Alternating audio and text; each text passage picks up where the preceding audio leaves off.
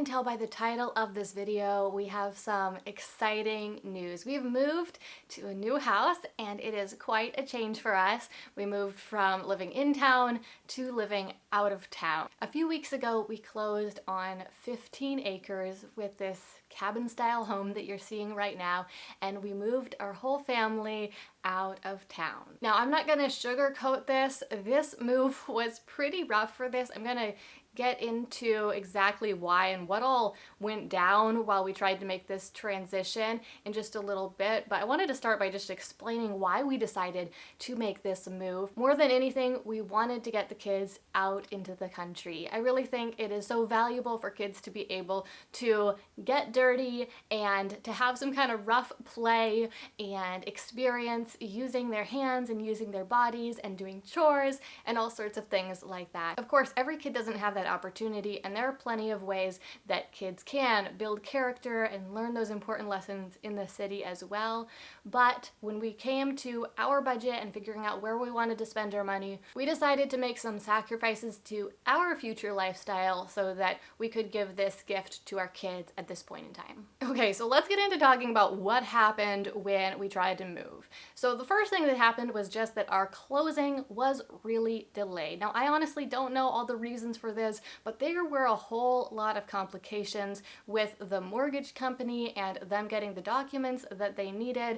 It seemed like they kept coming back to us for additional copies of documents they had already gotten from us, complications with the seller, and all sorts of things. And so our closing ended up getting delayed by 10 days, which was a challenging situation because we had already sold our house and the people who had bought our house were quite anxious to move in as soon as possible, very understandably. And we had all our things packed up and ready to move, but we couldn't move. So for over 10 days, we were just living out of boxes, trying to get the last few things done, and waiting for the green light to be able to close and move into the new property we were buying. The story got even more interesting when just a couple days before we finally did get the go-ahead to close, we all came down with COVID. My family, my extended family, everyone who had been helping us get ready to move got sick. And that created a really tricky situation because we felt pretty terrible. And people keep asking me exactly how I felt, how bad was it? It just felt like a normal bad flu. It certainly wasn't the sickest I've ever been, but I didn't feel good. And I definitely did not feel like finishing packing my house and moving all the things. So we didn't feel like moving, but we also couldn't hire anyone to move for us or even ask very many friends to help us because obviously we didn't want to share our germs. So it ended up just being that my in-laws and some other extended family helped us move while they were sick and we were sick. I'm super grateful to them because I know that they were feeling terrible, but we really couldn't have done it without their help. Once we finally did get to close, we were also just pretty stressed out because at that point we had 3 days to get out of our house, or else we were going to have to pay $7,000 in essentially like damages for not being out in time. So we were moving as fast as we could, but like I said, we didn't feel like moving at all just because we felt so bad. So finally, we got moved into the new house, and like I said, it's been a few weeks now, so we are mostly settled in. I have probably 2/3 of my boxes unpacked. I'm definitely going to still be rearranging some furniture and things like that. There is still much work to be done, and now that we're here, we're finding more and more projects that we want to take on. A few little things that are actual problems, like we discovered the roof has a leak, which isn't all that fun. And we also learned that we have absolutely no cell phone service here. So we had to figure out how to solve that problem because I need to have some sort of cell phone service to be able to run my business. We also just had a lot of trouble getting the internet installed, more on that in a moment, but long story short, we found a few problems, but we've also just had all of these ideas about things we would love to do with the property. So we're mostly settled in as far as the basics go, but there's a lot more that we would like to do sometime soon. So yes, the internet. The internet was a saga to get installed. We called the internet provider as soon as we were moving in, and we scheduled an appointment for them to come out and install internet about a week later. They didn't show up though at their scheduled time. And then the next day they sent us an email saying that they came and we weren't home. But we'd been home all day waiting for them. So I think that they just couldn't find our house because our house is kind of hidden. So once we got that email, I called them back, scheduled again, and this time we had to wait another almost 2 weeks before they could come out. So finally the day arrived. They did show up that time, so that was great. But unfortunately, just a little while before they came, our power went out. And it wasn't anything about this property or this house specifically. Our city was just having all sorts of random power outages on that day. So the power was out, they showed up, they couldn't install the internet because they needed power to check things and test things. And so finally they left because they couldn't do anything. But then about 20 minutes later, the power came back on. Obviously, that was kind of frustrating, but fortunately, they were able to come back out the next day and they finally got it installed. However, once they did get installed, it seemed like it was barely working. The internet seemed extremely slow and our power was still glitching a lot. The power flickered, turning my computer off as I was trying to work about 3 times in just 2 hours.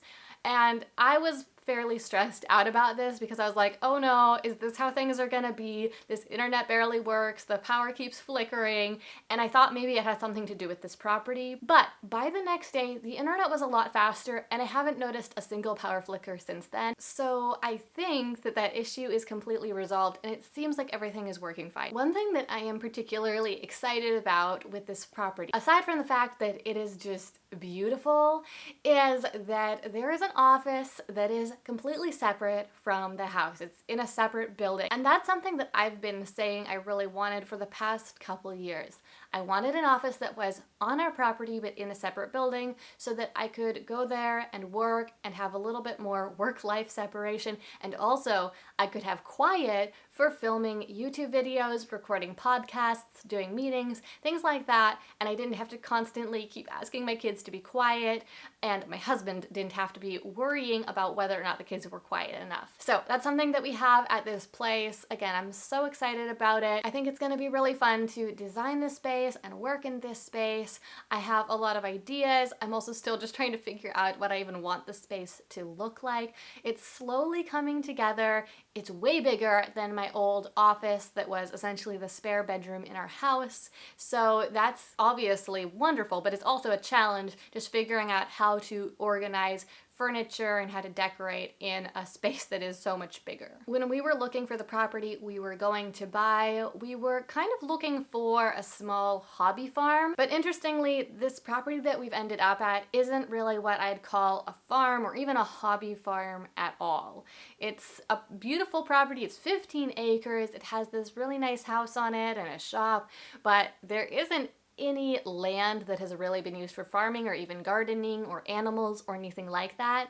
We would love to try our hand at a few of those things. I'd been getting into gardening at our old house in town and I was having fun with that. And my husband especially would love for us to live in a way that is somewhat self-sustainable so that we can generate our own power if need be and grow our own food and all those sorts of things. So he has lots of big ideas for this place and it's been fun already, and I know it will be even more fun in the future to see him turn some of those ideas into reality and just to adopt this different lifestyle where we are working with our hands a little bit more to produce the things that sustain us and nourish us. Thank you so much for watching. I hope you enjoyed seeing this peek into our new life out of town, seeing our home and our land.